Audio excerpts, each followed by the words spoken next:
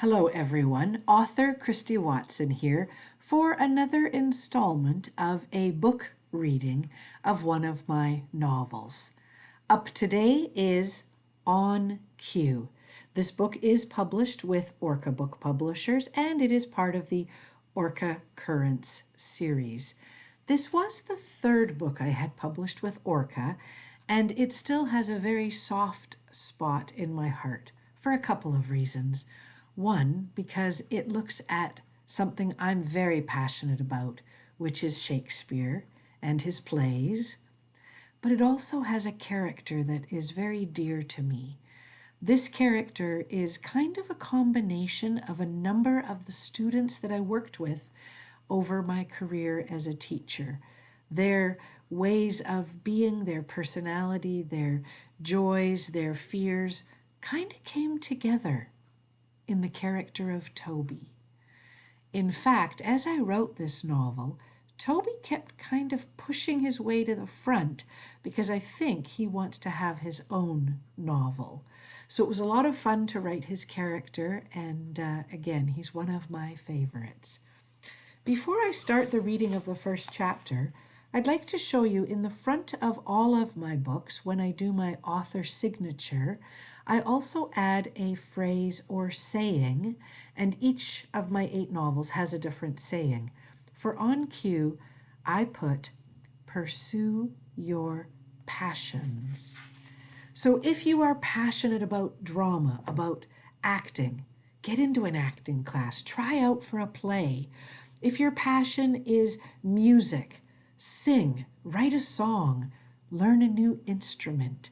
If your passion is dance, learn a new dance. Be creative. Dance in your living room. For me, writing has always been my passion, and it's something I've done since I was very young. So do pursue your passions. All right, I'm going to read chapter 1, and if you'd like, go ahead and get settled and comfy for story time. Chapter 1. I undo the braid in my hair and work my fingers through the auburn waves. As loose hairs fall to the floor, Mum gives me a look that says, "Not at the breakfast table." My shoulders slump as she lays a bowl of soupy oatmeal in front of me. My younger brother, Toby, is loading his spoon with only the pink Fruit Loops. He has the morning paper in front of him. Matthews, Karen, died August 22. She is survived by her brother, he reads. Does he have to do this every morning? I ask. He has a name. Mum dips a piece of toast in her oatmeal. Some spills onto her skirt. Damn, I don't have time for this. Damn, repeats Toby. Peters, Shirley, died. Quit it, Toby. Tobias, he says, and jams another spoonful of the pink cereal into his mouth. My sigh goes unnoticed. After one reading, Toby will have the obituaries memorized. Then he'll repeat them all day long. Randy, I'm going to be late. If you and Toby don't hurry, you'll be late too. Is that how you want to begin the school year? The last thing I want is to be late for my first day of high school. As I swallow the gray goop, Mum finishes her toast. Before she heads out of the kitchen, she gives Toby a slurpy kiss on the top of his head. He smooths his oily black hair back into place.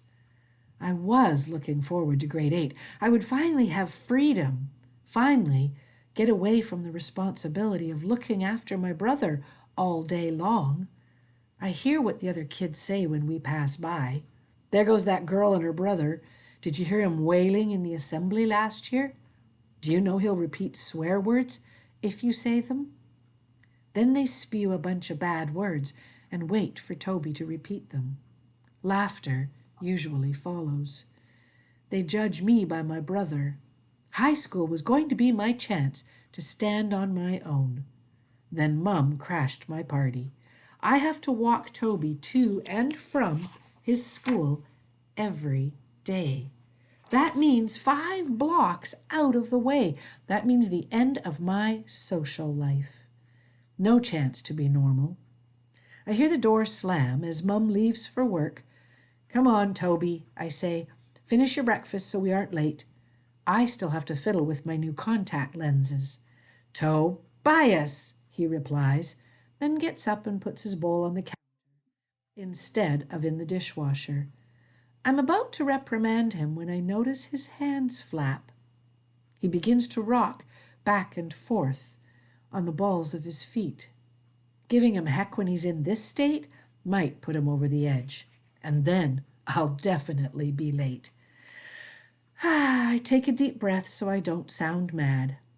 Remember, Miss Banyan is your teacher again this year, and your favorite staff, Miss Maureen, will be waiting for you, just like always. Maureen loves turtles, he says. I help him tie his shoes. He stops rocking, but still flaps his hands. He pats me on the head as I finish. You will be in grade 8. That's right, I answer. Remember, you have to wait for me after school. I doubt he'll forget. Toby's waited for me every day for 3 years. This year I have to leave early from my last class to get to Toby's school for the bell. He works best with solid routines. I brush my teeth, but don't stress about getting Toby to do his. I don't need the hassle.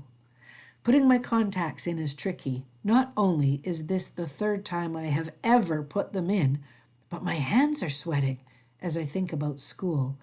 I don't want to lose a lens down the drain. I asked the doctor a million times if the contacts can slip behind my eyes. He said no, but I placed them on each of my green eyes slowly, just to be sure.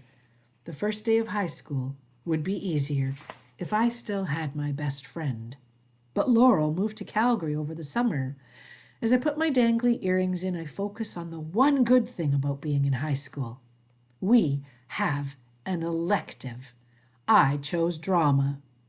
I finally get to pursue my dream of being an actress. Mr. Dean will be our drama teacher. I met him at orientation, and he is super cute.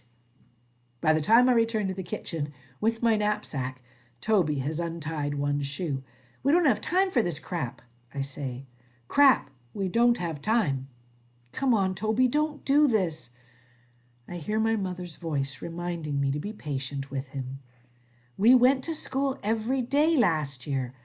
I drop you at your class, then I pick you up at the end of the day. I slide my feet into my new flats and tie his shoe again. The sun hits us as we head out the door. September is usually a hot month in Vancouver. Now I wish we had 3 months for summer vacation. Toby has pulled his knapsack off by the time we reach his school. He claims it's too itchy. Before we enter his class, he tugs on my shirt. Miss Maureen comes to the door and greets us. Welcome back, Tobias. Great to see you. Hope you had a good summer. She takes his knapsack from me and puts one hand on his shoulder. He grabs my hand and squeezes it tightly. He doesn't like to be touched. You know everyone here, I whisper. You know Miss Maureen, and there is Miss Banyan, see? I point to his teacher. Toby is in a split class so that he can have consistency with the same teacher and support worker he had last year. They've both been awesome with him. Miss Banyan waves our way. I gently guide Toby into the room. Tobias, I am happy you're here. Missy will help you with your things. You'll share a space in the cloakroom. A girl I remember from last year skips our way. Toby lets my hand go and follows Missy into the cloakroom. See you after school, I say to his back. Miss Maureen waves and I fly down the hall and out the door. I make it to my homeroom as the second bell rings. I am dripping with sweat and I didn't have a chance to check my hair in the bathroom. Now I wish I had worn my hoodie. Then I could hide. Note to self. Leave home earlier to have time to fix hair and check clothes. We have a TA system at our school, which means the homeroom is made up of students from grade 8 to 12. It turns out Mr. Dean is also our teacher advisor. Welcome back to the returning students, and glad to have you aboard grade 8s, he says. Just a few notes to share with you before we get ready for first block. I shuffle uneasily in my seat. I can feel someone's eyes boring into me. from 3 seats over, but I can't make out the person's face in my peripheral vision. I'm contemplating taking out my makeup mirror so I can see who is staring at me when Mr. Dean drops a bomb. The school board had to make some tough decisions, and one of them was to cancel the drama program for grades 8 and 9. But don't worry, you can take it in grade 10. So much for having any fun in high school. All right, so that is the end of today's reading. I hope you enjoyed Chapter 1 of On Cue. Do seek it out at a bookstore or library once we are back in the buildings. For sure it's online, so you might even be able to download it to a Kindle or your device. I will be back with another installment of one of my books with Orca.